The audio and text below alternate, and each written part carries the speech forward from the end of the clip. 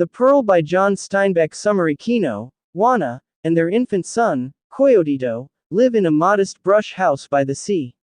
One morning, calamity strikes when a scorpion stings Coyotito. Hoping to protect their son, Kino and Juana rush him to the doctor in town. When they arrive at the doctor's gate, they are turned away because they are poor natives who cannot pay enough.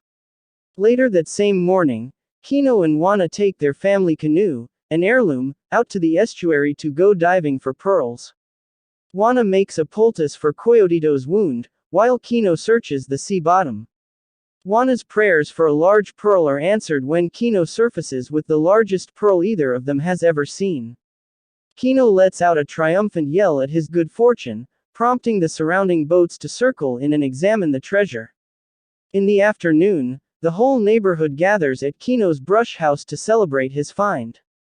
Kino names a list of things that he will secure for his family with his newfound wealth, including a church wedding and an education for his son. The neighbors marvel at Kino's boldness and wonder if he is foolish or wise to harbor such ambitions.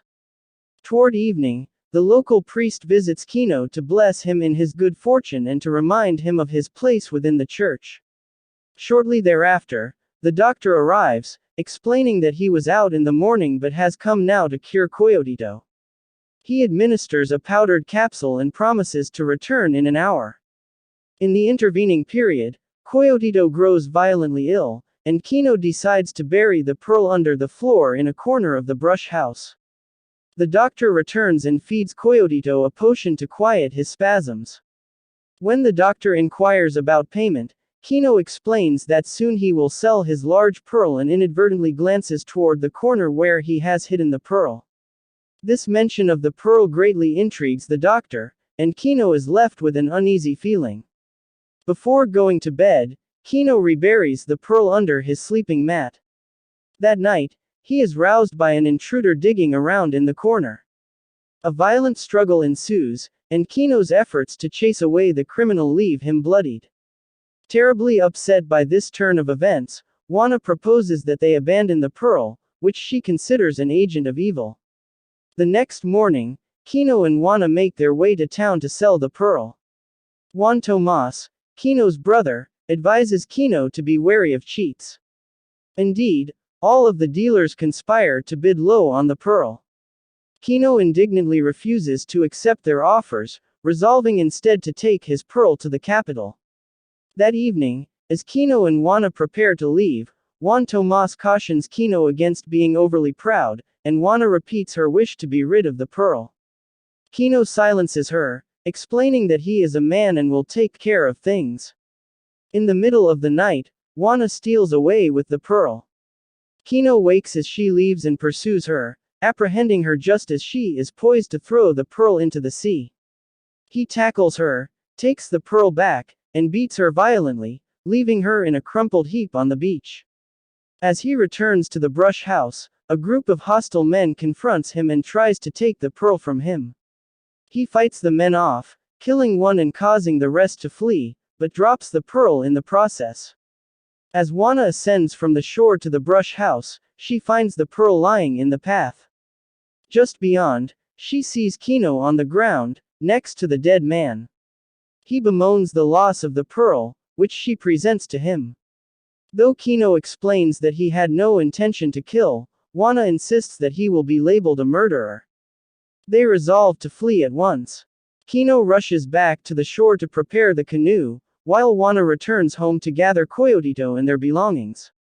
Kino arrives at the shore and finds his canoe destroyed by vandals.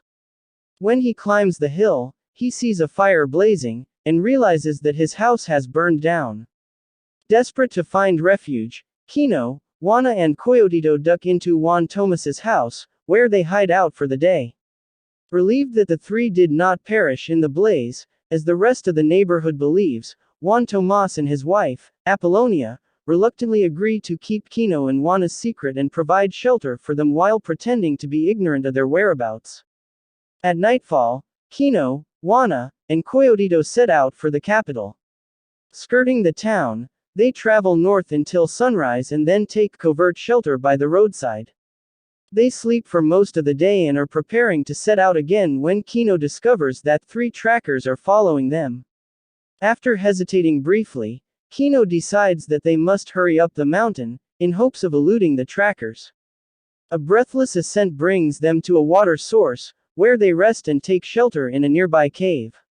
Kino attempts to mislead the trackers by creating a false trail up the mountain. Kino, Juana, and Coyotito then hide in the cave and wait for an opportunity to escape back down the mountain. The trackers are slow in their pursuit and finally arrive at the watering hole at dusk. They make camp nearby, and 2 of the trackers sleep while the 3rd stands watch. Kino decides that he must attempt to attack them before the late moon rises. He strips naked to avoid being seen and sneaks up to striking distance. Just as Kino prepares to attack, Coyotito lets out a cry, waking the sleepers. When one of them fires his rifle in the direction of the cry, Kino makes his move, killing the trackers in a violent fury. In the aftermath, Kino slowly realizes that the rifle shot struck and killed his son in the cave. The next day, Kino and Juana make their way back through town and the outlying brush houses.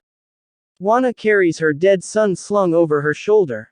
They walk all the way to the sea, as onlookers watch in silent fascination. At the shore, Kino pulls the pearl out of his clothing and takes one last, hard look at it. Then, with all his might, under a setting sun, he flings the pearl back into the sea.